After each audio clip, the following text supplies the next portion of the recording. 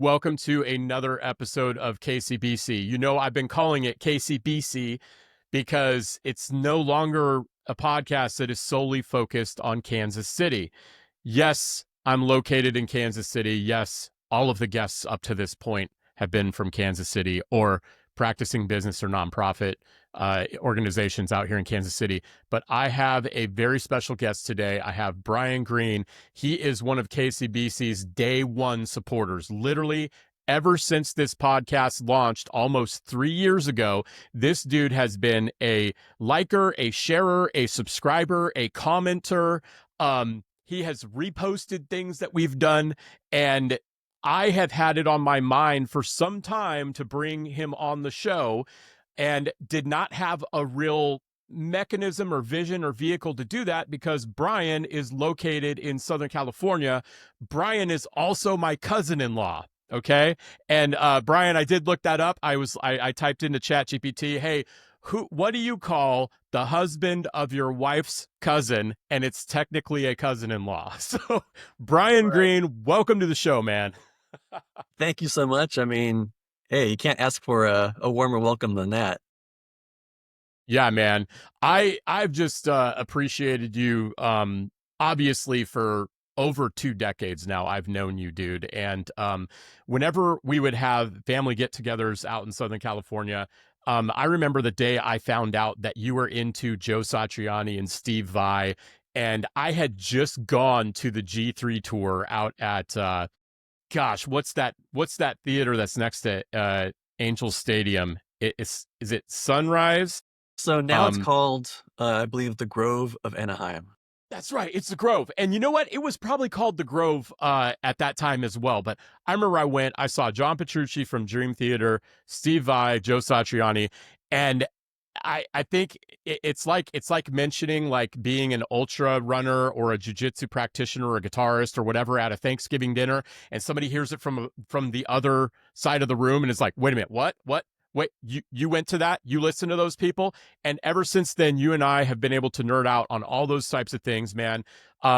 I didn't say in the introduction, and it is in our show notes and all that, but you are an ambassador for Total Hifi Experience, which is what we're here to kind of talk about today as well.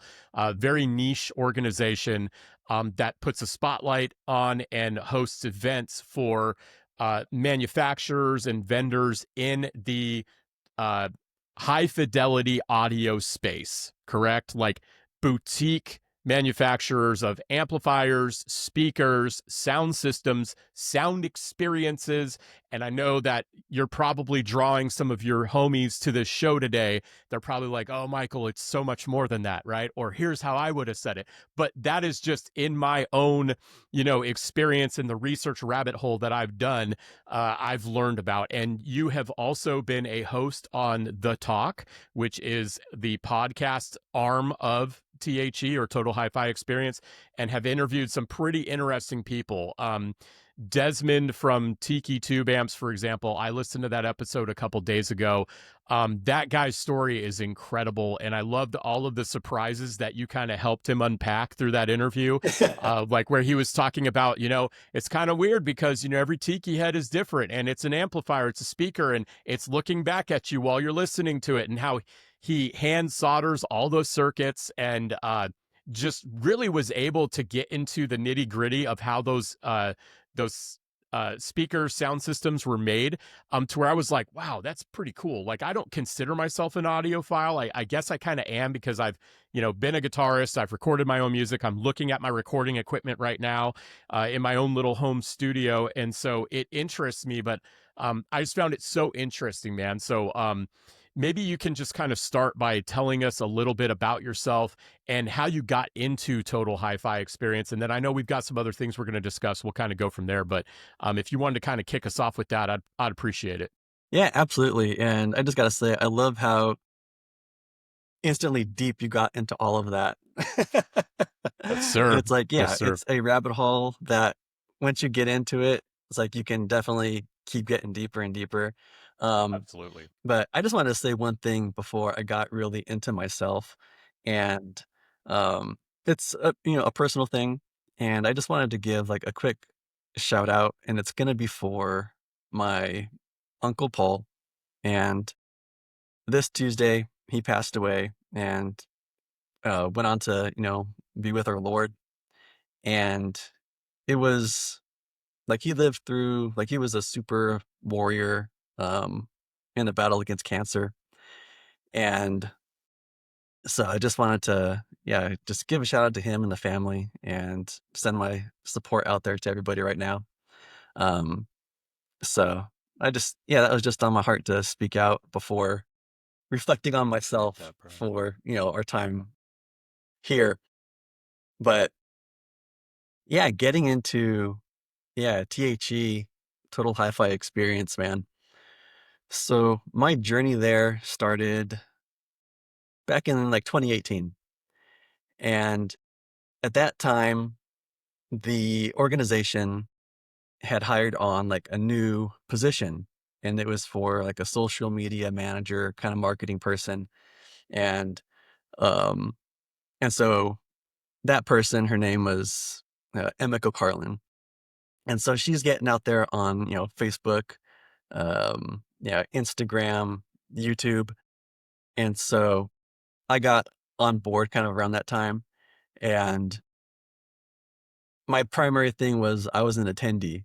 So it's like, hey, this is really cool. And, when they would get onto the live streams, I was hopping on there and like, hey, I'm really interested. Look forward to seeing you guys when the show comes around. Like commenting on their live streams. Exactly. Yeah. Oh, that's cool. Yeah. And so through that, I just became a familiar name. And so when Showtime came around, it's like you put a face to that name. And I was going, like I said, as an attendee. So I was just there to have fun, relax, walk around, um, and yeah, listen to cool music on crazy high-end hi-fi systems. So, it had been an interest of mine growing up. Love music and love listening to it well. And so what better way to do that than on a big stereo? Yeah, dude. For sure. And so, of course, you know, had to, I don't want to say drag my wife along because, you know, I try to, it's like when you are passionate about something, you want to involve people that when you love. So it's like, hey, who's closest to you? Your family. And so, I'm married. And so, Shout out Marie. yeah, shout out to Marie. And it's like, hey, let's go to this thing. It'll be fun. We can just relax and, check stuff out. And so she was okay with it. And so got to that first show, 2018, found Emiko, and I was like, hey, I'm, this guy from online. He's like, oh yeah. I was like, hey, here's my wife. Love to introduce you and everything. And so that was kind of like a catalyst of starting things off. And so, you know, every year after that, we would go to this show in here, Southern California. And it happens every year, right? Because what I hope is that some folks get attracted to this, and we'll put their link to the two shows that are coming up. So Yeah, you would go every year. Gotcha. absolutely. And Yeah. so as I kind of, kept kind of building the relationship with the show organizers and everything, they started this program of having like ambassadors. And mostly that was like social media presence kind of influencers. And that's not me. So I was just like, hey, that's cool. Uh, Like influencers like the personality on the microphone, interviewing folks and making content. Um Extrovertive, yeah. usually those types of folks. Yeah. Yeah. Yeah, I gotcha. And so what I did was, all right, gonna put like a more solid foot into this thing. And my wife, Marit. Yeah. And so she is that more extroverted attitude and personality in person. And so I got her like really plugged in. And it helped with, Emiko also being, a woman and everything. in an industry that is more masculine, male facing. And so it's like, okay, we can kind of mix things up a little bit here. And so Marie became like a ambassador for the show and That is so cool, um, man. really helped kind of develop some things and kind of shape the welcomeness of the show to opening it more to like family and like really reinforcing it's like, hey, we're open to bringing women, bringing kids, and making things available for them. And so, one thing that Marie helped kind of spearhead was a women's lounge at this event. And so So it's like, cool. guys, bring your wife. They can enjoy a system and whatever. And then when they need a break, hit up the women's lounge. We've got some, charcuterie for you. We got some wine for you. And once you're recharged, you can head back out there, enjoy the show with everybody else. Um, and so it was probably, I don't know. So with Marie plugged in, I was kind of like a undercover ambassador. So I was still Right. plugged in. I was still doing the, volunteering and helping out. I was going to all the meetings and planning things. Yeah. And it was Using probably, your strengths, yeah, applying your strengths. Yeah. working behind the Absolutely. scenes, just Yeah. kind of being a helper, workhorse, supporter. And it was probably 2 years ago or so, and we had just wrapped up a show, and it's like Amika would ask me, "Hey, offer's always there, you know, you could be an ambassador, get plugged in and everything." And I was like, "Yeah, I don't know. That's not really my thing." And so after came home, and I was just kind of sitting about it and asked some of my friends that were involved with the show too. I was like, "Hey, thinking about making this decision." And I was like, "It feels like it's the right time." I was kind of like felt it in my gut a little bit. And it's like, "What am I doing here? Why is there like is there like some weird fear of commitment here? What's going on? Like, why don't you want to be really tied to this?" Hmm. And it's like, I love the people that are here. I love helping everyone that's coming to enjoy this really cool hobby. So let's make it official. And so, me being me, I was like, I'm gonna write like a letter. Like, I'm gonna write this out and everything. And I so love you, man. I put it all together and I'm like, and I sent it off as an email, so like modern letter over to Emiko. Yeah. And it was super funny. She was like, I got that. And I was like so excited. It's like I printed it out and everything. Freaking Uh, perfect, dude. and so after that, and I became like official, it was like, okay, now I'm going to get involved in kind of helping spearhead some of these other, aspects to this, like what we want to do and really um, see how we can, you know, at least for me, like, how do I bring, what benefit am I bringing to this? How am I really participating and helping this grow? And so for me, it was like, okay, it's going to be seeing how I can help the people that are coming professionally to the show to get out there. Um, not all of these guys are these huge, corporate entities. And it's like you've got guys that are just like entrepreneur, you know, pulling themselves along by their bootstraps and getting started. It's like they're like a I've first year. gathered a lot of them are like engineering types too. So they Yeah. are not really they're not really naturals at like connecting with other people. Super smart.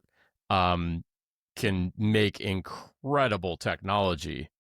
But Yeah. yeah, you're getting them into a social setting, right? You can't escape to your PCB or, your workshop when you're out there at a show. So Yeah. I know this because I've worked with engineers for over a decade now, right? So it's Yeah. Yeah, and I'm so that making was an yeah. assumption there. That's not all engineers, but I love how you're like, I can help them get out there. Sorry, I didn't mean to interrupt. I just wanted to comment on that.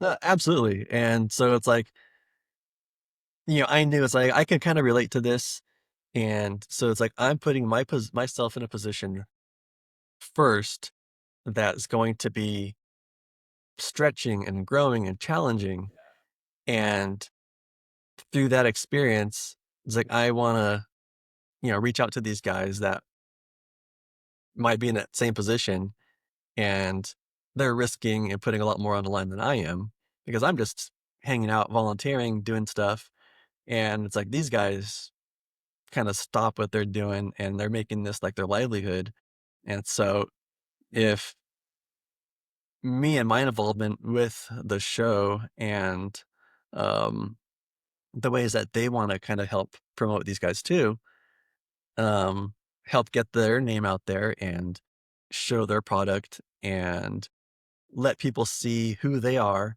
put a name to the face behind the brand, you know, get behind something that they can support, someone they can support, then that's awesome. And that's really the goal of everything we do, like, outside of the show itself.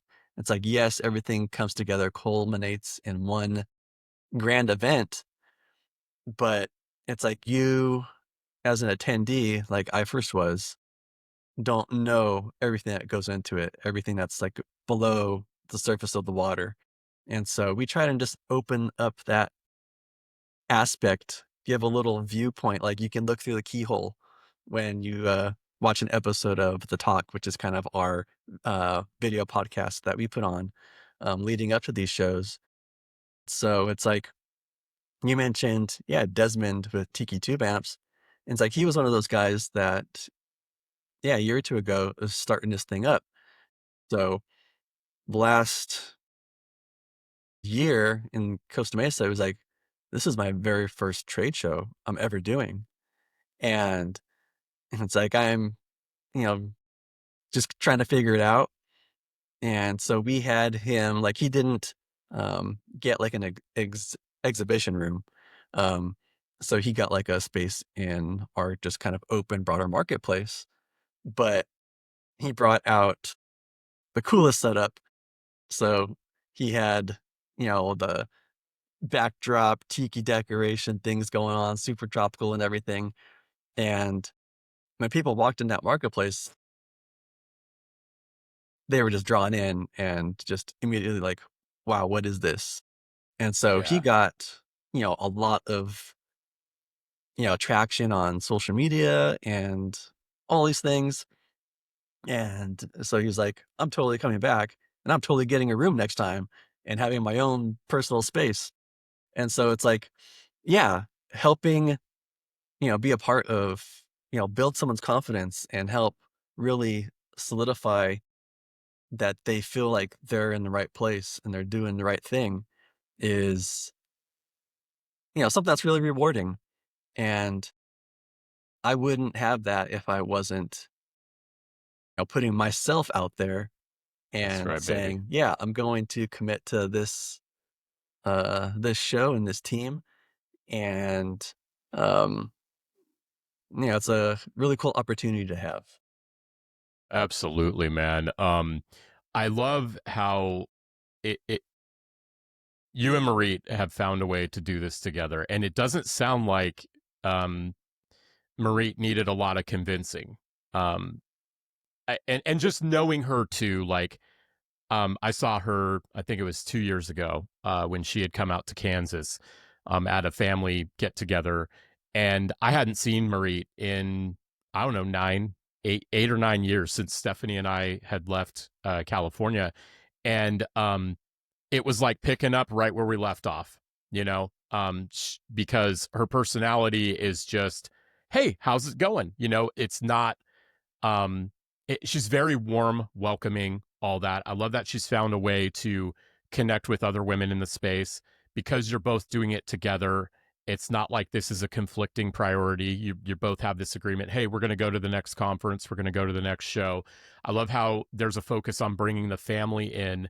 Um, what type of conversations have you had with people who are attendees now and they're attending the show?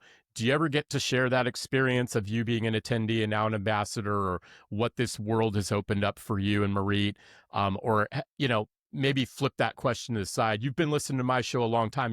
I'll do a 4-question blast and end it on one and expect you to kind of touch on everything. But what sort of breakthroughs are you guys seeing from doing this, like opening up the women's lounge, opening it up to more families, having guys like Desmond bring a lot of fun in and something that's not typical in the hi-fi audio space? That creativity, like what are some of the cool things that you see happening at these conferences?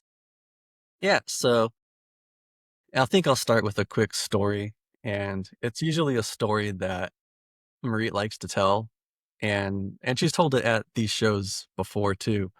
Um, and it goes back to, like you mentioned, yeah, it must have been, pretty easy for Marie to get kind of plugged in here and everything.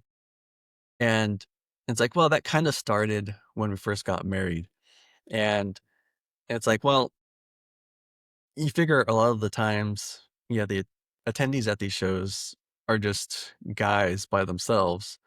And it's like, it's my hobby. It's like, it's their thing.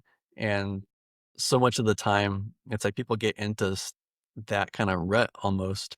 And it's like, how are you listening to music? Well, I'm going into my room by myself and sitting in my chair by myself, and I'm listening to this system. And so back when me and Marie first got married, um, part of, standard wedding gifts is some people like, "Oh, I'll just give you some cash, whatever." And so after our reception and everything, and you kinda go through and you're writing your thank you notes, um, and you kind of see everything you got. Well, in our little cash pile, I just kind of, like, presented the idea. I was like, "Hey, why don't we, like, buy a audio system?" And so it's like, that could be a hard sell, right? Yeah. Well, I was like, this isn't gonna be just something I'm going to do. It's like, I'm gonna, approach it by, like, showing that there's value in this. And so over the next, month or however many weeks, I was like, let's just plan some weekends and I'll take you out to like some audio shops, like when those existed. I mean, it's like they're not I around know, anymore. right? And so Yeah, it's like, bro. we'll hang out and you can listen to this stuff and just see what you think about it and how, what your experience is like. And so did that for a couple of weeks. And on the side, I'm always like doing my research and learning more about different brands and whatever. Yeah, buddy. And so, I know the feeling. yeah. And so I found a company that was here local in SoCal and made an appointment to actually go to their headquarters office. And they were going to give us a private demo of their stuff. And, uh, and so that's what Mary Marie did. We went down there Do and you remember the name of that place? yeah, it's Sue Research, so it's like Okay. HSU Research, and just Okay. a small, privately owned little company, here in actually Anaheim, California. And so went down there and, they played us like movie demos, playing music and all this stuff and just having a good time. And then you like kind of when you get more serious, you're like, okay, how much is this going to cost? Right. Ugh. And so leading up to this, we had been going to like high-end, hi-fi places, and they're like, it's very typical for them to give you a figure, $20,000, Yep. things that are, you know, Yeah. out of the reach for an average person that would just that's what instantly turns you off. And you're like, that's what turns people off of, the hobby in general, hearing stuff like that.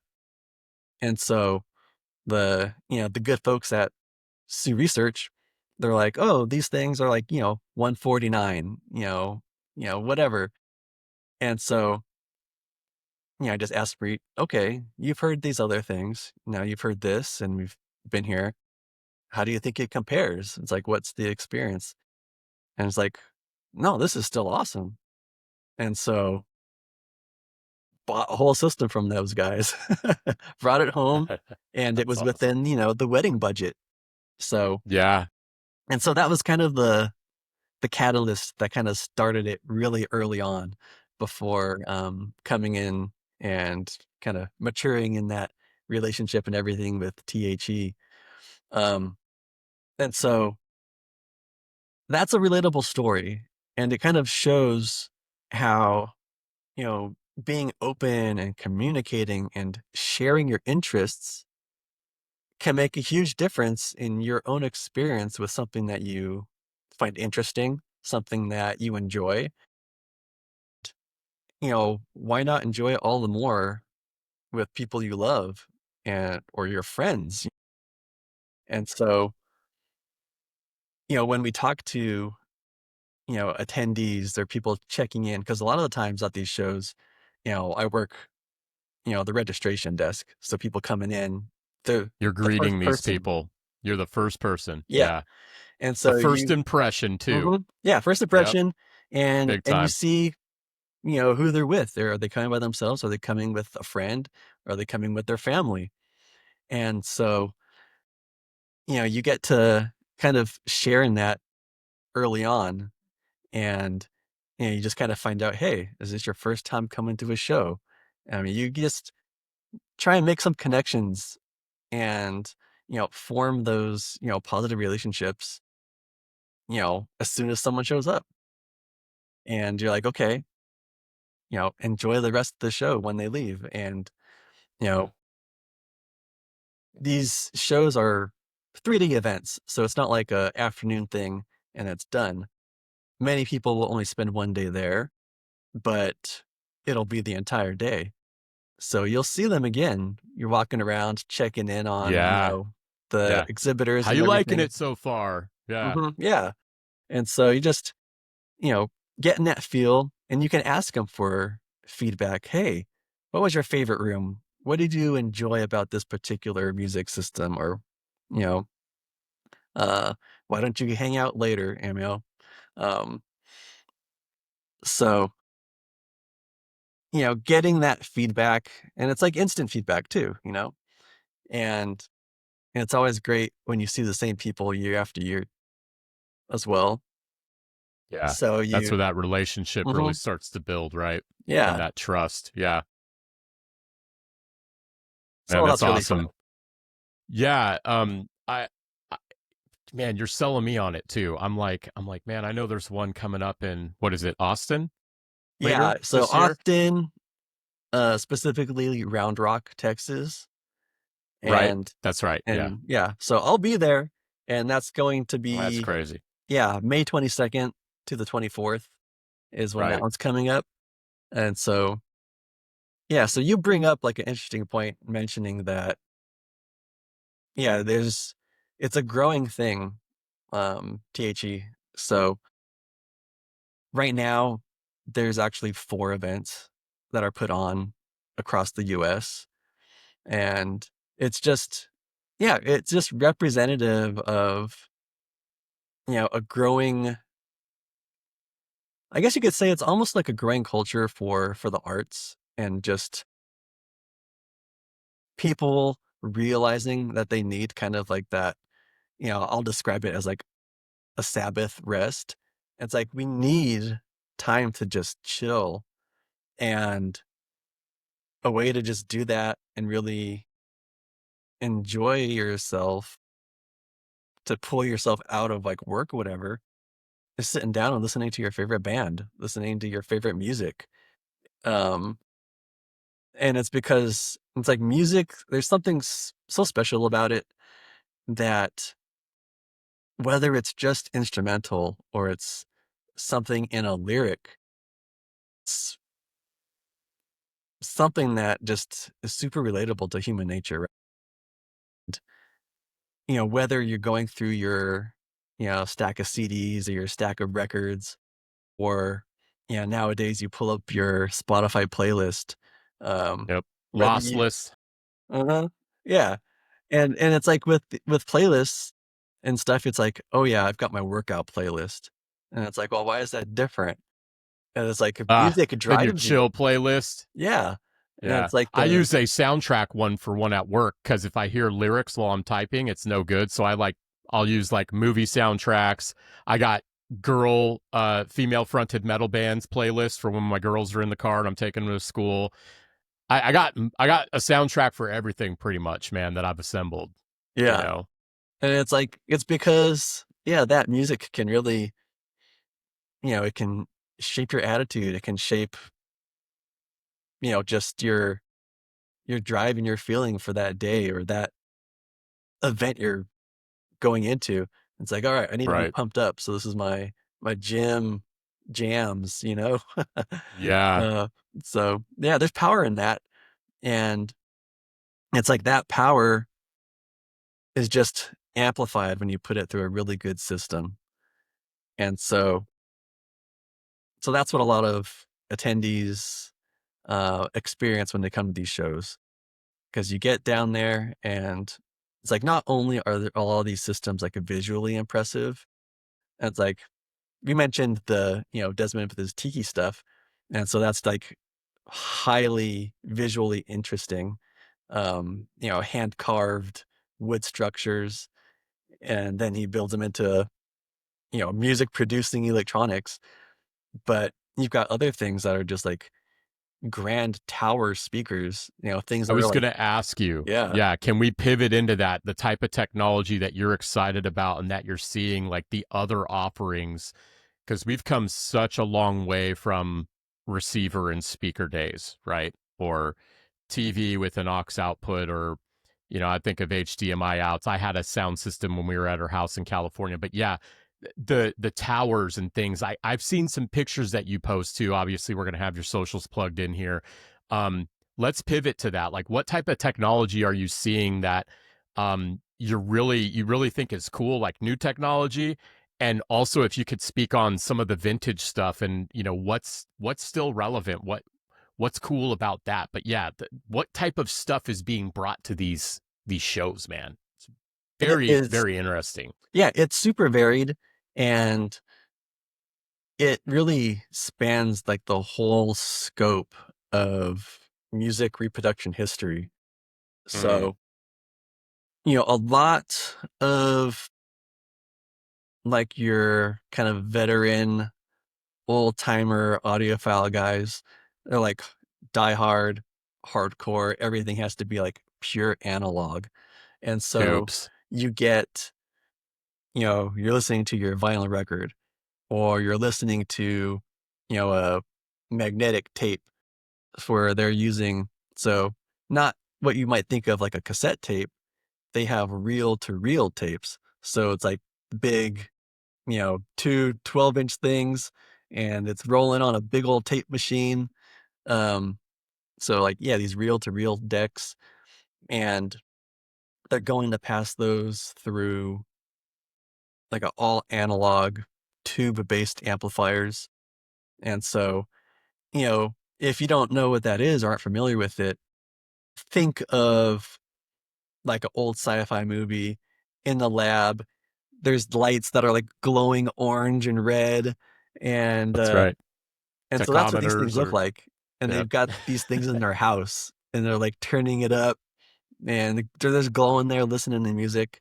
And so there's a lot of really diehard folks. And it's like this is how music's supposed to sound. Um, Yeah. they, a lot of folks claim there's just a smooth, warm character to it when you're listening to music through those, um, you know, more vintage type architectures. And so it's good and alive, you know, records. I think actually today is like officially like record store day. There's a yearly Wow. event now, a festival Yep. where limited releases come out. It's like people have a record store day release to put I've their participated in that out yeah, here. Yeah. they put their music out on vinyl, and stores around the country, probably around the world, I don't know specifically, but today they'll open up and people are lined up outside these places. You know, you think of like a Black Friday line. But yeah, Yeah. people are getting up to get those special vinyl releases on Record Store Day. And I mean, it came about to support the format and support people that were selling music. I mean, it was really not so much for, didn't start off necessarily for like the artist per se, but to support the brick and mortar. It's like we mentioned before, it's like you can't find a audio dealer anywhere really in any city. It's difficult if you do. And that's what was happening to, people that were selling music. And so this was kind of a thing that came to raise awareness. Hey, go buy physical music. You know, that's what really supports the industry and the artist more than listening to something on YouTube or whatever. Absolutely. So you got the diehard vintage tape analog tube purists. Yep, and that's like two speakers left and right, and that's how you listen to music. And so the shift nowadays is been more to what you would describe as like a solid state amplifier. So stuff that's based on like integrated circuits, so like computer chips basically. And the drive for these things is it's more power efficient. So it's like you get into, efficiency, you get into size, you can make these things small and more portable. Um, And they're hundreds of watts and in a lot of power, power. some of them. I Yeah. cannot believe how small some of the guitar amplifiers have become. Um, there's a company that makes one. It's like a 6x6 square, and it has the power of like I mean it's like 3 or 4 tube guitar amps stacked on each other. That's how powerful it is. It's Hmm. just coming straight from a wall. So yeah, Yeah. efficiency. You're talking about efficiency and power. Yep. And it also, makes things digital. And so, the school of thought that introduces then is, well, now you can do things with your audio. You've got digital signal processing. You've got things that are like, you know, acoustic room correction. And it's like, well, now I can measure things and make changes. And it's like, oh, if I have my speakers here in a room, now there's like this weird imbalance. You can correct that. You can even out like the frequency response. So it's like, why is the bass so loud in my room? Well, you can adjust that when things are all digital and it's super easy. So so it just introduces, a lot more tools and flexibility and, it gives you different ways to kind of enjoy the music as well. So so that's kind of like the other extreme, where you can get super tweaky on a digital side. Um, and so some guys really enjoy that too. What is some of the craziest like alien level technology that you're seeing coming out of this? Like who are the Area 51s of who are the gravity driven engine makers of the in the audio industry? Like what's some tech where you're just your mind is blown, or if your not mind isn't blown, like just you're like, wow, that's I thought I'd seen it all. I haven't seen this. Like, is there any bleeding edge tech that you're seeing or getting exposed to at some of these events? Hmm. Well, you think sometimes, like everyone's kind of familiar with what a standard speaker is or what a speaker looks like. And it's like, all right, you've got this box, basically, usually some square shape, and you can kind of see, all right, it's got like this round thing on the front that making music in my room. Well, at a place like the show, you get exposed to a lot of esoteric designs. Some speakers aren't a box. Some of them are just a completely flat panel, and some of them, it's like it's hard to describe with them sometimes. It's just looks like a piece of furniture. I mean, some of these things literally are like a beautiful sculpture, whether it's a piece of, polished wood, like beautiful wood, or you got things that are made out of like carbon fiber, um, just, aluminum structures. So yeah, you see all sorts of different things. Um, do you put the speaker inside of like a horn? So you'll see things that you wouldn't even recognize as something that can produce music in your room. Um, and so that gets, trickled down to all the other components in the music system too. It's like you think a speaker cable is a speaker cable, a power cable is a power cable. Well, these guys can show you differently. I um, remember I used to nerd out on that too with guitar. Like when Monster Cable came out, it was like, ooh, this is the Monster Rock cable. This is the Monster Jazz cable.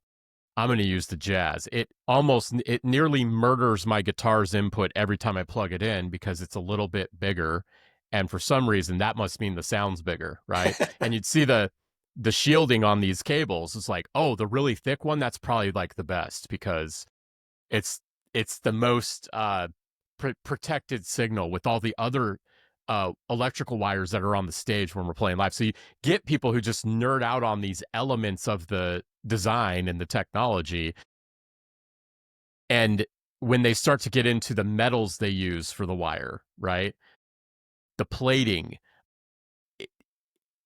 it can make you go crazy if you're trying to find like the best possible system. And so to your point of like these guys can show you otherwise and they can demonstrate it in the same sound system, and I'm sure their demos probably involve, okay, we just played it with competitor A's speaker cable, now we're going to use ours, uh, and you can hear the difference. I'm just imagining how that might go, but yeah, talking about the component level, that is very interesting. yeah. And you touched on an interesting thing. Another interesting aspect too is, you know, this could be overwhelming for someone that's new to the hobby or whatever. And, you don't necessarily know what someone's talking about, or, if a certain thing someone's trying to convince you of is, legitimate necessarily. And Right. so one other aspect of these shows that we put on involves is we put on seminars.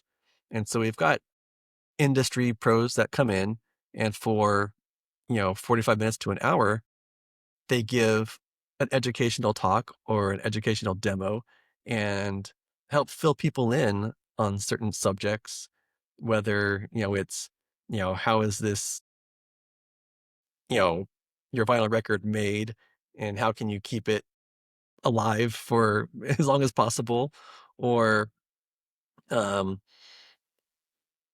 just commenting on certain things in the industry.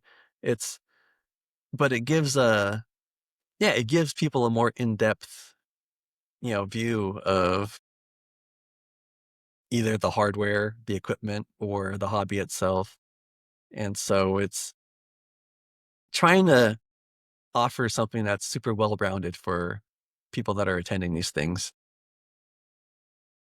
Yeah. Um, I something too, I want to go down this path as well because this is something that we had talked about before, and we've already spoke about the type of community that you're able to build as an ambassador.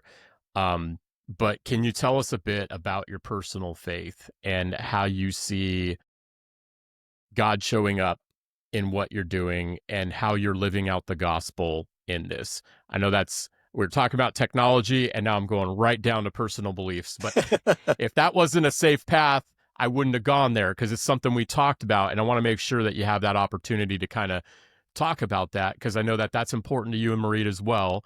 And so, how are you seeing it? Just to boil that all down, how are you seeing God show up in all this, man? Yeah, so it all begins kind of in the same place, and it kinda comes down to, asking, myself personally, and I think this is something that everybody will question for themselves and should, and it's just really, what is my purpose? And I believe that, my purpose is, to know God, know him well, and out of that, to make him known. And so how that's changed things for me, and, I mentioned I was hesitant and kind of difficult to even, approach an ambassador position with the show. But, in every aspect of my life, there's a challenge to, get involved in anything really, to push myself to, you know, provide some catalyst for growth. And, it begins with, establishing what the purpose is, and then, going towards something with intention. And, you know, out of that intention, once you're involved and plugged in, then you put yourself, and this is probably what some of the resistance is you put yourself in a position of accountability. And and so that's what's going to really shape your experience. And, for me, shaping my life, because, I don't want to change. It's very easy to not change. And so when I intentionally put myself in a place that's I know is going to be difficult, then I'm not planning to just go sit there and like struggle. It's like, no, I know that I need to rely on a greater strength than my own, because I know mine's weak. And so, I have to, seek God in any position I'm in and in any goal I've set for myself, in order to see the success that I know He's already planned ahead for me. And so it's not saying it's ever easy, it's always difficult. I mean, being completely honest, even though I was excited and kind of looking forward to this time that we were going to be together and talking and hanging out, I still came into it with anxiety. And Show right now, yeah, this right episode. now. Yeah, brother. And so Yeah. it's like, but I know it's going to be something that's going to help me grow. And it's, and that's a transferable benefit into anything that you're going to go out and try to do. So for me, being, we mentioned, my wife Marie, she's got an outgoing, extroverted character and attitude. I'm the opposite. I'm introverted. I can sit in the house all day, no problem. I don't have to talk to anybody. And so, that's, one reason I guess I can survive with a work at home job. Things like that. And Yeah. so Yeah. it would be easy to be stuck in that lifestyle. And so it's like, how do I stretch myself in the best way possible? And so for me, yes, being a T.H.E ambassador and everything is cool and it's fun, and it kind of helps fill that purpose as well and move that forward. But to do that at an even higher level, I've been, people will ask me to do things a lot of time, and I'm like, oh, I'll hold off on it. I'll hold off on it. Like this ambassador thing, I had been asked about it and held off on it. Bigger things is, for my church right now, I lead a, small group Bible study, and it's something that Marie and I invite people into our home to do. And it's like having to be the person that's in front of the group. And, I'm not teaching. I'm not a teacher. I'm not preaching, because I'm not a preacher. I'm just there to help people kind of discuss something that's rooted in scripture a little bit and share their lived experience where they're seeing God help them grow in their life as well. And so doing that, amongst, a mixed group of people is, yeah, something that, yeah, a couple years ago, I never imagined I'd really be doing that, or that it would be something that would be so fulfilling, or something that would be, something that I looked forward to so much. And so if that wasn't enough, I was like, okay, let's replicate this and do this again. And so I help lead a men's Bible study group each week. And I think Wow. that's something that I've really seen some of the most growth in, that that's inspired me to, really seek to be better in other positions of leadership. And part of that group is we have, weekly leader meetings. And so it's really helping, build up guys that are leading. And so it's like we're there to train. And and you probably see that experience in other aspects of your life, whether it's, gym, jujitsu, when you come together and it's like, okay, now we're here to really build each other up, sharpen each other. And then you leave that place and you take that out into the world and you apply those skills to all those other things that you're doing.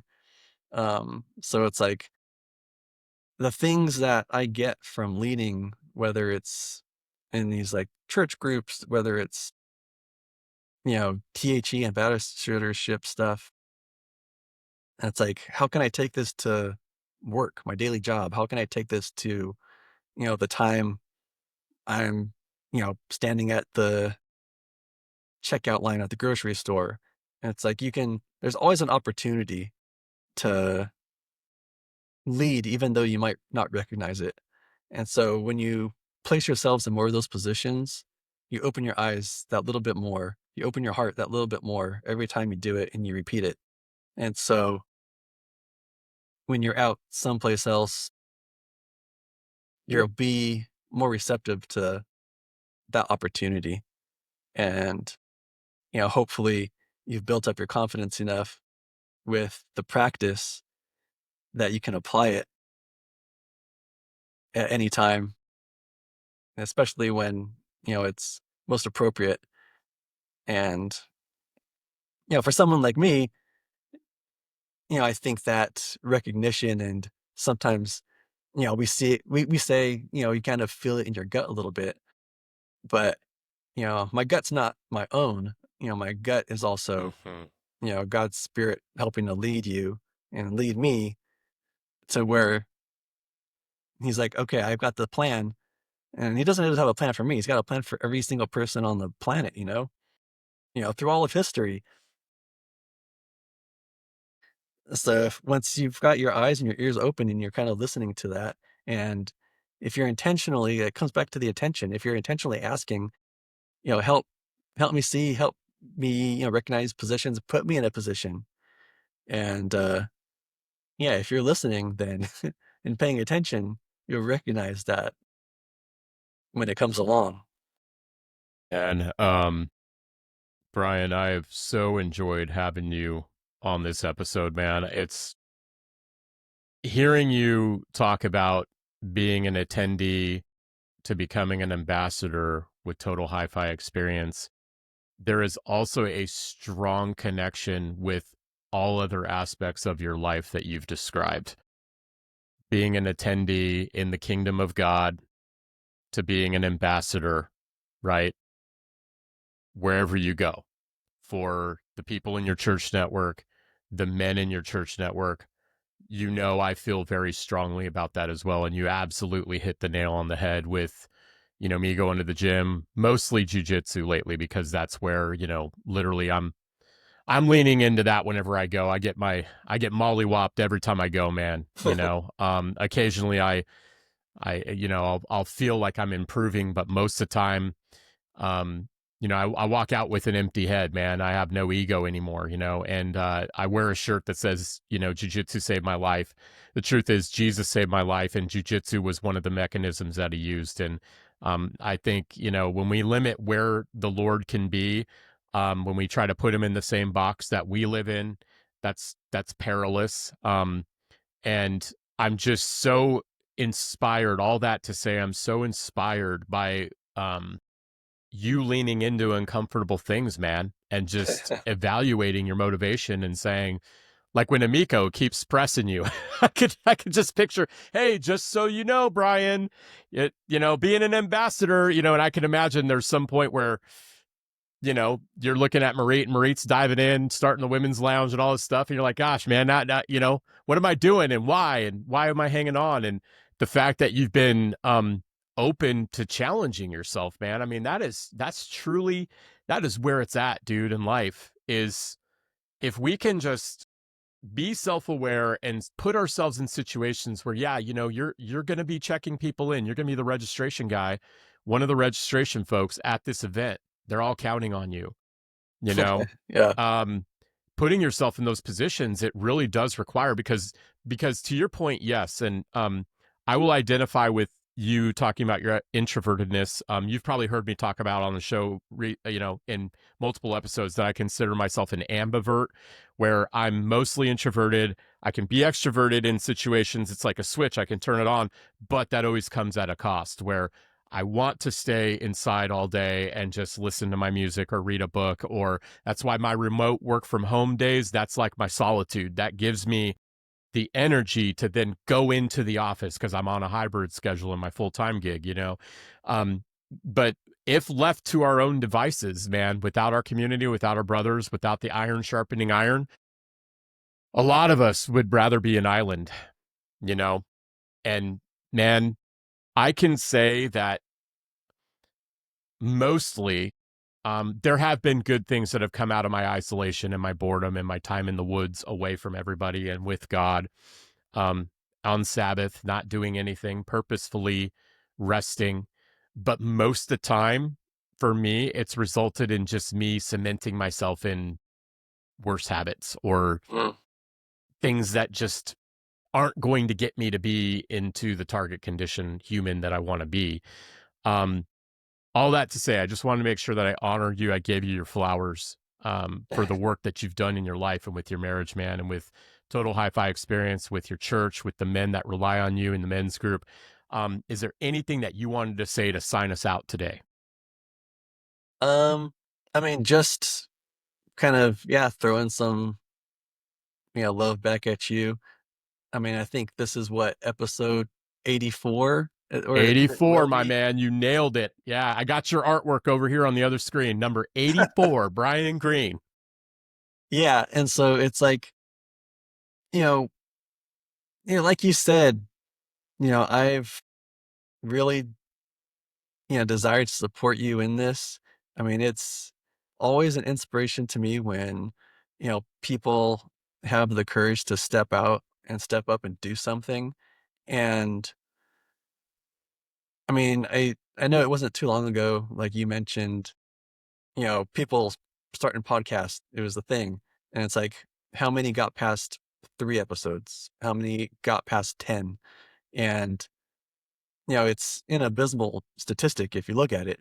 And so, to just really, dive in head first and, be disciplined in it and just pursue the goal that you had for yourself to build up this community. I mean, Kansas City Business Cast. And, I'm just a testament to say it extends beyond the city borders, man. Like the influence and the just the heart that's coming out of this podcast. It's like, yeah, it's like I told you after one of the shows recently, it's like I'm sharing about this with other people. It's like if I find out they're anywhere near Kansas City, I'm like, dude, check this out. And Appreciate that, man. it's so yeah, man, just love to you, and just really appreciate and love what you've been doing, and the um the relationship building and stuff that's been coming out of this podcast, and just the support structure that is evident to the outside community is just really cool. And I just, pray that God continues to bless you and grow this thing, and um, just, yeah, allow it to be, a tool that He just uses you to continue to reach out, man. It's awesome. Brian, thank you so much for that, man. You're one of the small couple handfuls, man, of my day ones here. Um, I know that even if I didn't have the podcast, you and I were family, dude. And I am so glad that we had to have this conversation. Yeah. So, just to sign us out here, everybody, we're going to have Brian's information. We're going to have T.H.E.'s information in the show notes. Make sure that you tap into what the show is doing. Um, I I have been inspired looking into this industry and already being a couple of degrees of separation from it anyway, because I am into pro recording audio and things like that. But I realized as I was looking into this that there might be an opportunity for me to connect with some of these folks in this industry. So I would implore everybody, as with every episode that I do, I don't do this to put a spotlight on myself. I do this to put a spotlight on people and businesses and organizations and communities that are doing awesome things. Okay. So I encourage everybody, follow Brian, follow THE, look into what they're doing. If it resonates with you, Brian is not hard to find. THE is not hard to find. So, Brian, thank you again so much, man. We'll get this episode out today. So appreciate you and appreciate everybody listening.